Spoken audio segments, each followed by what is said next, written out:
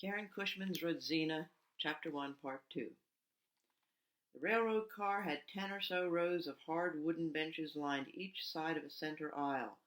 At the front was a pot-bellied wood stove for heat, which made the car smoky and stuffy but not very warm. There were, of course, windows, but I soon found that the open windows didn't close and the closed windows didn't open. In the back was a bucket of water, a dipper, and the toilet compartment. Less comfortable than the little wanderer's refuge, I decided, but better than a Michigan Avenue doorway. I knew, for I had slept in both. The car was so smoky that I shoved my way to an open window, knocking over Spud and a little girl with a runny nose as I did so. In front of and behind me were kids scuffling and shouting as they too fought for a window seat. I pushed my suitcase under my seat. All I had in the world was in that suitcase. Mama's red and yellow shawl, the statue of the Virgin brought all the way from Poland, a big blue marble with a heart of fire that had belonged to Jan or Toddy, I never knew which, and a handmade card from Hulda that said, "Friends forever." On my feet were Papa's boots, which I'd worn since last autumn when I left mine somewhere while I warmed my feet on the sun-soaked wood of the street. Everything else had been sold to bury Mama.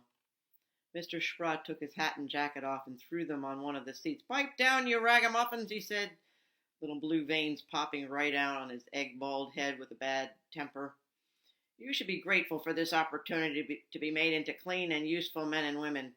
It may be your last chance, so sit down, sit still, and thank God for your good fortune."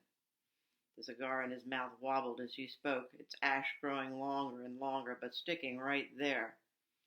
Finally, we were all sitting, suitcases at our feet, our backs straight, proper and quiet. A tiny girl I didn't know sat next to me. We sat there in silence for more than an hour waiting for them to load the rest of the cars, and when at last the conductor sang out, "All aboard!" a great crowd of people came running to the train, including a nun who dragged two small bedraggled-looking boys behind her.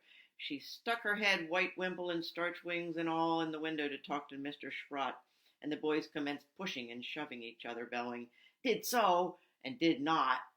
I recognized them from my old days on the street, Joe and Sammy, blonde as broom straw, and so skinny they were just bones held together with dirt. Joe was like a wild thing, angry and intense. Sammy was more ordinary boy, but always quick to disagree. Put them together, and there was bound to be a fight. The nun shoved Joe and Sammy on board and ran off, fearful, I think, that Mr. Sprott would change his mind about taking them. I never saw a nun run before. Her black robe billowed like the sails of a ship, and rosary beads swung from her waist. It was a spectacular sight. "Rodzina, you old potato nose," Sammy said, leaning over to punch my arm. "You got pinched too?" I nodded. "A holy Joe picked up a bunch of us kids and took us to an orphan home. But the home didn't want me and dumped me on this train. It won't be so bad. At least we'll eat regular. Just try to leave some potatoes for the rest of us," he said with a snicker. Joe pushed him. "Get your bones moving." Sammy pushed him back, and so it went, until the bespectacled lady separated them and moved them along again. They'd been eating potatoes the first time I saw them. I'd just buried Mama and left our house on Honore Street, and I had no place to go. Walking through cold and windy Chicago in a coat too small and boots too big, I saw a small fire in the doorway of a church on Michigan Avenue, ringed by a crowd of children, big and small, and in between, all dirt and sores and hunger. And one boy had a newspaper wrapped round his feet instead of shoes, and looked a bit like my brother Toddy. "Can you tell me," I asked him, "where to get something to eat? I'm awful hungry." Some of the other children jeered, but the boy who looked like Toddy said, "Come on, get your feet under the table." And I squatted next to him, and he scooped a potato out of the embers of the fire. "Hey," said the boy I later knew as Sammy, "look at her. She ain't hardly likely to starve, and I could sure use that potato." "No, me," said Joe, grabbing at it. "Give it here, potato nose."